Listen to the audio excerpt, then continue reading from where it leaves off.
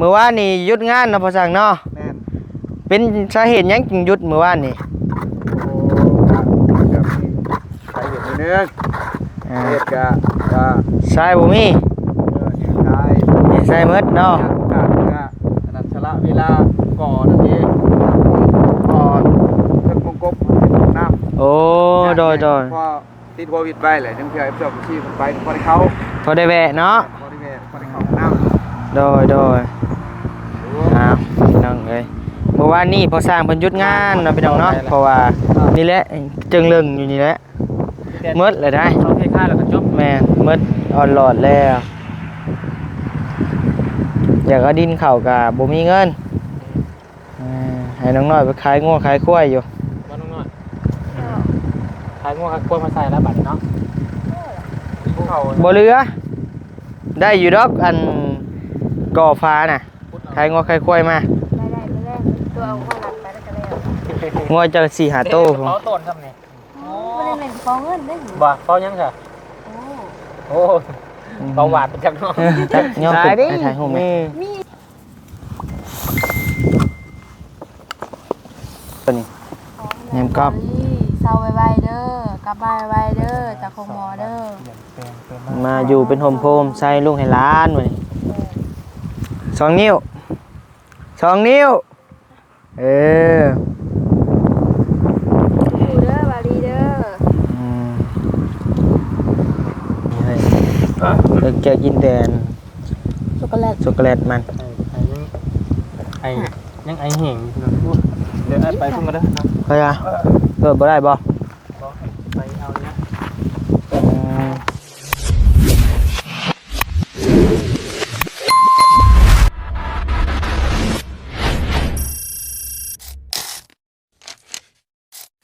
ป่ะพี่น้องเคย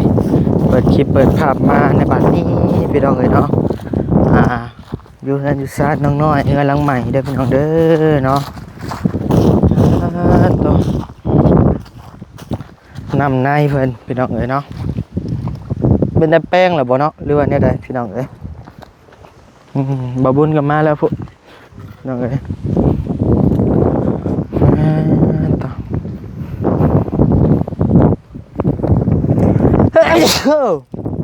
โอ้ยยังคือเก่าอยู่ยังกึดคือเก่าบ่มันกึดได้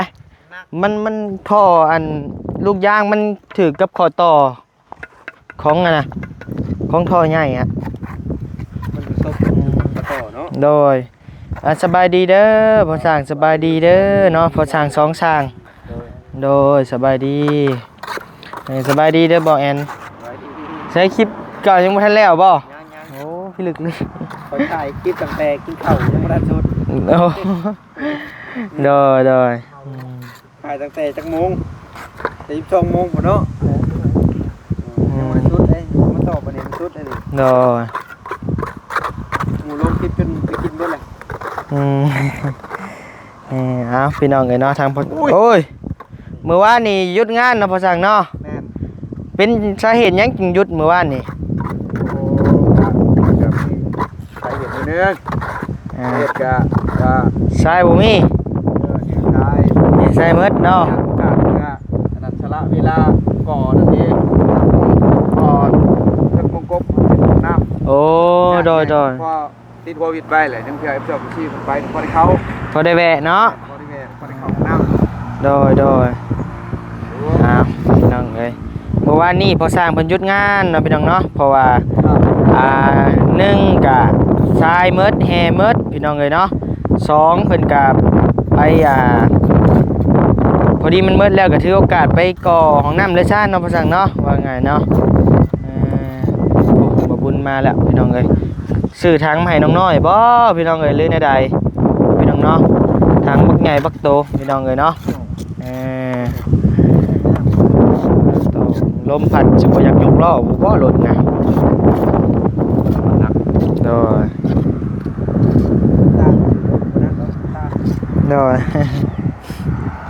กำลังดำเนินการเนาะพี่น้องเนาะคาดการไว้ว่าน่าจะบ่เกินประมาณ3 มื้อเนาะพ่อสั่งเนาะน่าจะแล้ว มันลมเด้มันลมเลยมันแดดพร้อมเนาะพอสั่งเนาะ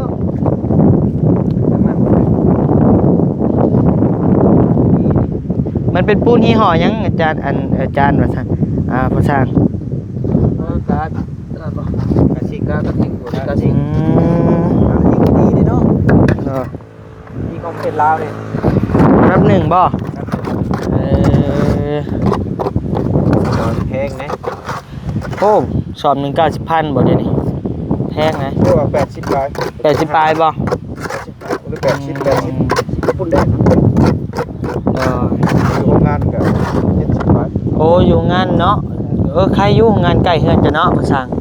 จะมาซื้ออยู่งานบ่ บ้านนี้ไปนานาไปยืมน้ำโม2สอบเขาว่า70บาท73หรือ75นี่แหละ โอ้ 75ก็แสนห้า โดย ยืมมาก็ได้เนาะ ว้าวแบบว่าแบบเจ้ากับบ่นิวนี่ดิเอาปูนมาให้แน่ยืมแน่2สอบบัดได้เงินก็มาใช้เขาเฮ็ดจังได๋จะก่อห้องน้ำนี่ ซื้อปูนไปให้เขาเนาะตอนนี้ยังบ่มีเงินก็ยืมก่อนเนาะเพิ่นบ่ได้ใช้ ยังได้เอาเงินก็เอาเงินให้ได้ปูนก็เอาปูนให้มันเอานี่ เนาะ เอาก็ยัดแยงแล้วบ่ยากเฮ็ดบ่ได้ได้แล้ว บ่ซั่นก็บ่ได้อีหลีเนาะพอสั่ง บ่ได้ เนาะ ลีได้ครับบ่ยากยอมรับพอเดียวได้เงินมาก็มันหลายทางออก โดย ทางเข้ากันน้อยเลย ทางเข้าเล็กน้อย เพื่อสิเข้าได้กะเฮ็ดเวียกจนเหือหำน้อยพี่น้องเอ้ยว่าขออนุญาตนำพี่น้องเอ้ยดอกใส่สบายดีบ่บุญใส่อันเอามาให้น้องน้อยบ่ ฮะ สบายดีเด้อเอามาให้น้องน้อยบ่ อะไร นั่นแหละ แท่งน้ำนะ โดย โมแมน เอาไปเฮือนลุงเฮิมบ่ซั่นน่ะรุ่นบ่ซะ ของเอื่อยเพื่อน โอ้ยคือว่าเฮือนลุงเฮิมมันน้ำมาขาดแล้วซื้อไปให้อันเฮือนลุงเฮิมว่ะ น้ำวินเนอร์แล้วก็เมวินเนอร์แล้วก็เอื่อย โอ้อยู่นำกันบ่ โอ้จักเซานี่เก้าเนาะ เก้าเสาได้ ได้งบประมาณหอดขั้นตอนใดล่ะ นี่แหละจึงเรื่องอยู่นี่แหละหมดเลยได้ เขาเทค่าแล้วก็จบ แม่นหมดออนหลอดแล้วอยากเอาดินเข้าก็บ่มีเงินให้น้องน้อยไปขายงัวขายควายอยู่ ว่าน้องน้อยขายงวขายกล้วยมาใส่แล้วบัดนี้เนาะเขา บ่เหลือได้อยู่ดอกอันก่อฟ้าน่ะขายงัวขายควายมา ได้ไม่ได้ตัวเอาข้าวหลังไปแล้วก็แล้ว งัวจะ4-5โต เขาต้นครับนี่ ไม่ได้เป็นของเงินได้อยู่ บ่เขายังจ้ะ โอ้ โอ้เบาหวานประจำเนาะ ตายดิ มีของเลยนี่ บ่ จับว่างมือจังเด้อ มือจังตายว่ะ ว่างเด้อ จังหรือยังหัน เด้อ จังแล้วจังแล้ว บ่มันกระทุนยิงงัวบ่ เออ อันนี้แม่นดินน้องเพิ่นเองบ่เลยมาซื้อใหม่นี่ ดินน้องเพิ่นเอง ดินตั้งแต่มูลของคุณแม่บ่ โดยนี่พอ อันนั้นเถียงหน้าเก่าเนาะ ยังบ่เคยมาบ่ ยัง บ่เคยมาจากเทื่อเลย มาจังเทื่อเลย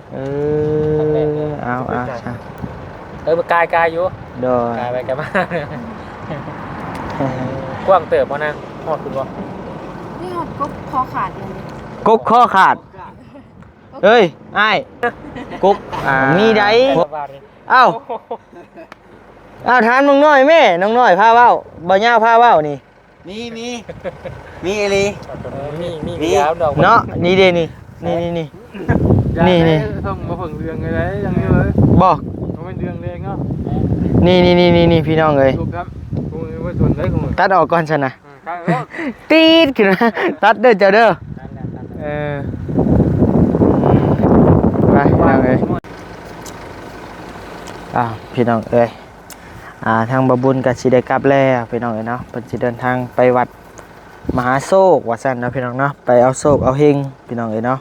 ไปเอาโศกเอาไส้พี่น้องเอ้ยต่อเป็นไดช่วงแล้วบ่ยาว ยะในป่า กินยาแล้วบ่ อยาก อยากมันจืดจืลืออยู่บ่ อยากไปกินโบแซ่บกินได้บ่ได้นะ มีแต่เนื้ออยากเฮากับมีแต่เนื้ออยากย่างปากเด้อนี่โดน ผมป่าอยากจะบอกว่าจะกินยา บ่ กินยาหลายบ่เอาออกหน้านี่นะ อ๋อ ยังโหลดบ่ได้อยู่บ่ เดี๋ยว4 ที อืม ไปลึกมึงก็ไปมุ้ยแล้ว มีเดนบอนนี่เนาะนี่เนาะเจ้าบ่ย่างไปพุดแห้ง เธอนั่งอยู่กับชิลมเลยนี่ พี่น้องเอ้ยบ่สบายพี่น้องเอ้ยเนาะทางบ่าวใจไปใช้เด้เนาะไปหาน้องชายเราหรือบ่ โอ้ที่ไม่เสร็จมาไม่เจอทำไม ไปรับ อ้าวเจ้าอาจารย์มาบ่ เราไปรับเนาะ นั่นเอาอยู่ไส นี่นะ เออ อ้าวบัดเจ้าขี่หยังมาเจ้าไปขี่หยังมา เราพ่อชายไปรับเอา ลัด ไปลัดเอา ลัดออกคนละทางคนละครึ่งทาง เลยเถียงกันมาอยู่เที่ยง ถึงเลย เอาเลยอาจารย์มาโลดน่ะ แล้วมาส่งอุตส่าห์เราอยู่นี้ อืม นอนอีกก่อนแล้ว อืม หาเมื่อได้มัน ไม่ว่าหรอก มาสร้างมาสิ เอาเป็นยังพ่อช่างพ่อช่าง เป็นยัง โอ้เปลืองน้ำมันนี่ เป็นน้ำมัน ย่างเมื่อซะ ไก่ ยังเอา ไก่ โทรแล้วว่าสองมันก็ได้ไงสบายกับตัว ออกเมื่อตะเวนแน่ มาซักจุดซักยาก่อนทีละจนจะเศร้าแล้วอย่าเนี่ยติดลูกได้เลยเพื่อน น้ำลูกเป็นทางนัก น่ะ สวยแล้วเผ็ดดิน เดี๋ยวเห็นหน้าผ้าน่ะโอ้ย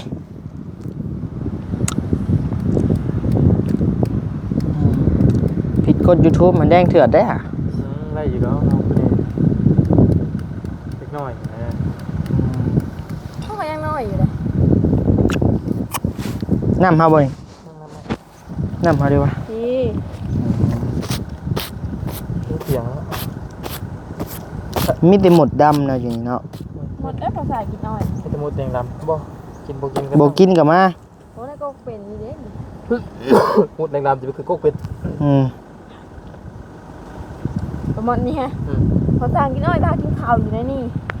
มันจอมปักทูไปยัง บ่มันมีตั้งแต่เฮายังบ่มาหรอหมดตัวนี้ฮะ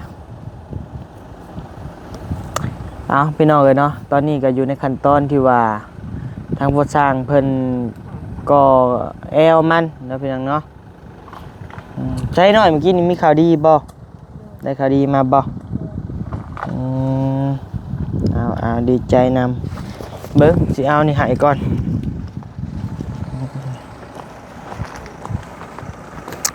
เพราะว่าบัดนี้ซื้ออันซื้อว่าซั่นแม่เขาเดี๋ยวอันนี่มาให้นี่มันนัดเนาะ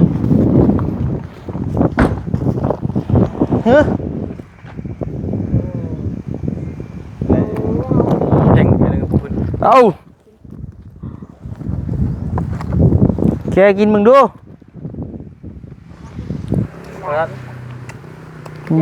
บ่สนใจเลยเนาะของแม่เห็ดได้ฮะ โดนัทบ่ ไงดิ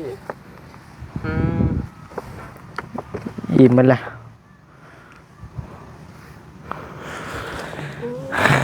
ใช้กัดมึงดู แซ่บ โดนัท แสบบ่ เป็นไงดิเนาะ โอ้ได้รับก้อนละคนนะกินนะ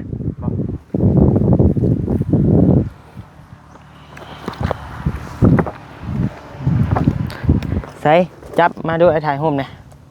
จับย่อขึ้นไอ้ถ่ายโฮมนะ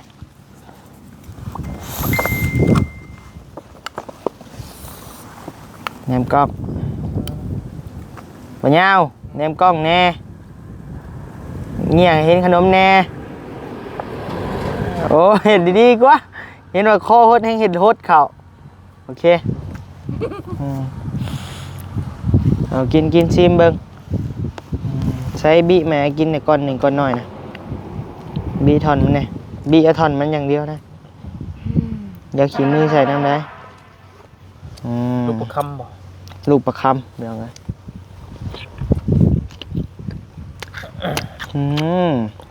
ใช่เหมือนกันนะเนี่ย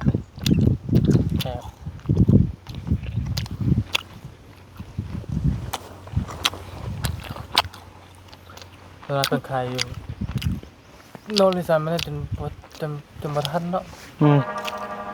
แต่ว่าบ่แซ่บมื้อน่ะฮะมันหยาบหน่อยเนาะ มันเป็นนั่นแน่นอนแซ่บเลย บ่ตะกี้ชื่อกินตะกี้ค่ะนุ่มคักเดี๋ยวมากินมื้อนั้นหยาบ แซ่บอยู่เป็นมากบ่ค่อยได้กินแน่เป็นชื่อว่าเนี่ย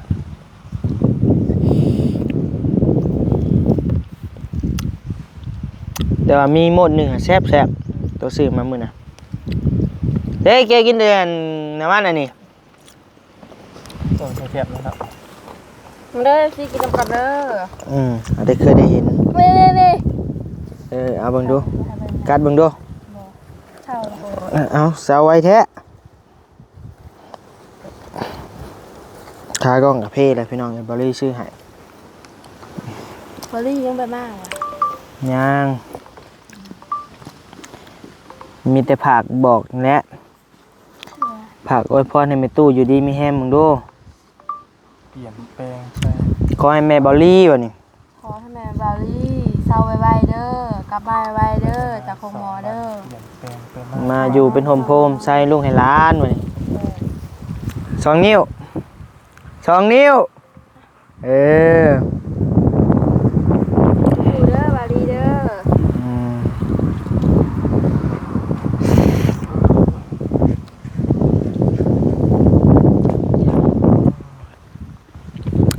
โอเคพี่น้อง เอา เนาะ อะไรเมื่อไหร่บ้างวะ บ่เล่าอีมาบอกมื้อนี่ นะ เออ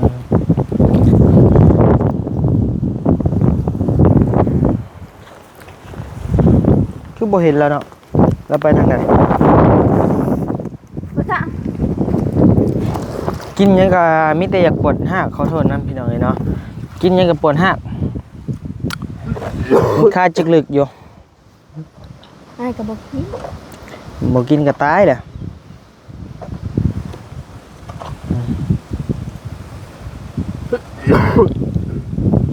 แกกินแต่โดนัทอันนี้เฮ้ยแกกินแต่ ช็อกโกแลต ช็อกโกแลตมัน ไอ้ยังไอ้เห่ง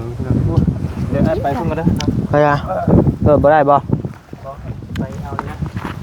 อืม เอาเพื่อนเรามาเลย อ่ะ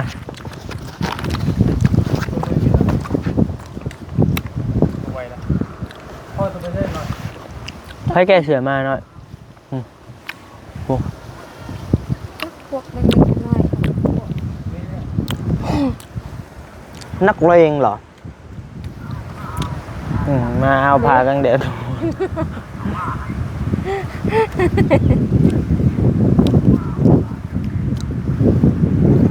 เด้เลยเอาไปมาขัง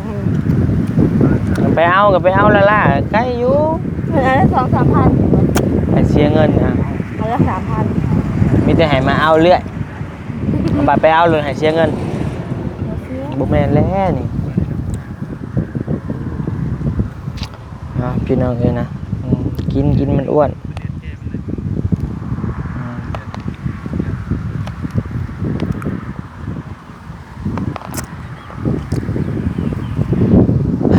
พี่น้องเลยเนาะมีแต่เพื่อนน้อยๆกับถารุ่นถาติดตามเบิ่งนำกันได้พี่น้องเด้อเนาะมันสิไปฮอดขั้นตอนใดนั้นตอนนี้แห่ทรายก็มาแล้วพี่น้องเลยเนาะกะ น้อยเดียวเนาะ มันน้อยกะอยู่ของเราหลายมันเขายากมากแพงช่วงนี้ น้ำมันแพ เข้าง ใจเพิ่นอยู่โอ้น้ำมันลิตรหนึ่ง30,000แล้ว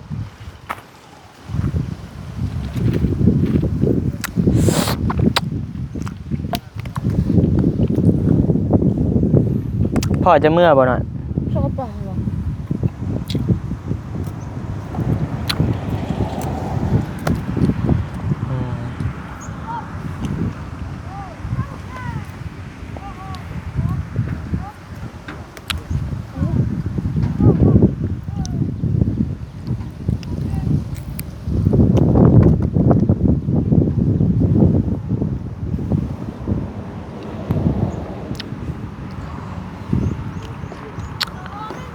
ไปพี่น้องเอ้ยเนาะ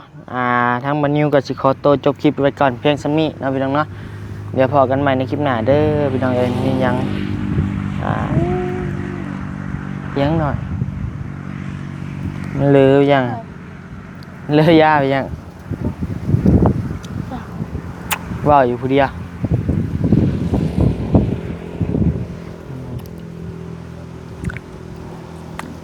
กินไปพี่น้องเอ้ยอยู่ดีมีแฮงบ๊ายบายสบายดีจับมากล้องหน่อยๆยื้อเอา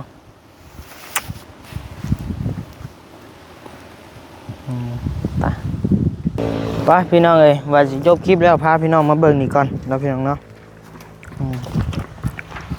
เบิ่งทางผู้สร้างเพิ่นเรียกก่อน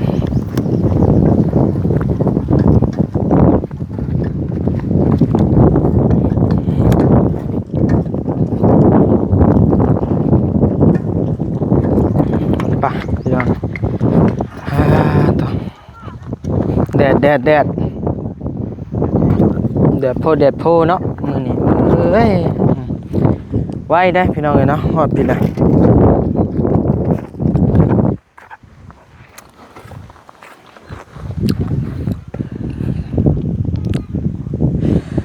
จักโมงเลิกงานพ่อช่าง ครับหน้าเบียด ปูนหมดเนาะ เบิดกับเบิ่งเบียดมันไปโดยดีกะเฮากะพัก โดยบรรยากาศเงียบๆเด้อพี่น้องเอ้ยมื้อนี้เนาะ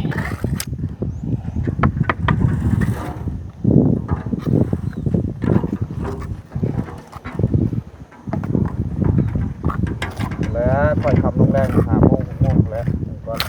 โดย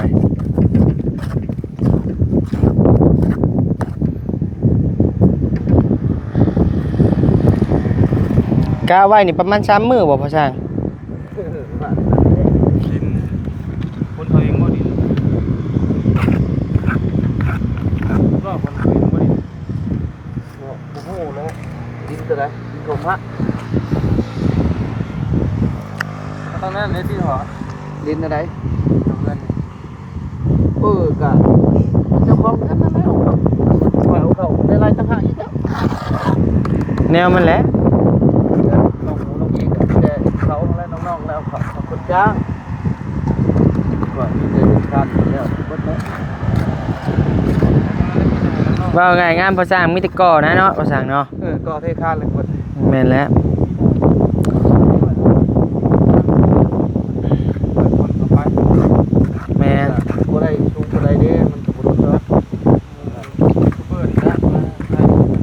น้องเป็นคนใหม่คนมึงต้องแนมแหละ โดย ใช่แต่ตอนนั้นก็แน่ แม่น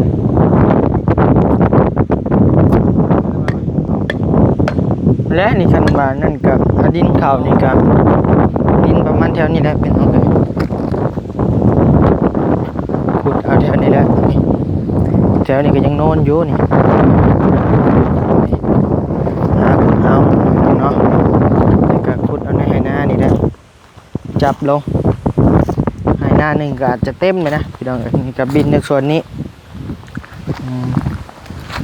เอาขุดเอาในไหหน้าก็ได้พี่น้องเลยเนาะหยุดใส่ล้อไปหยุดใส่รถไถไปก็ว่ากันเอาพี่น้องเนาะอยู่นี่ห่มเย็นลีนี่ผู้ใดดินน้องน้อยไปฮอดผู้พี่น้องเลยเนาะมาเบิ่งมุมนี่เลยพี่น้องเลยเนาะคะแนนบ่แล้วนี่ตั้งสง่าเลยได้พี่น้องเลยเนาะเงินนี่หักเลยตั้งก็ได้ขึ้นเนาะพี่น้องเนาะหลังเดียวคนโหลดพี่น้องเลยงามได้พี่น้องเนาะไปพี่น้องเลยเนาะสำหรับคลิปนี้ทางบันยูก็สิขอตัวลำลาเลยเด้อพี่น้องเลยเนาะเดี๋ยวจังไดก็พบกันใหม่ในคลิปหน้าสำหรับคลิปนี้อยู่ดีมีแฮงเด้อความเจ็บบ่ให้ได้ความไข้บ่ให้มี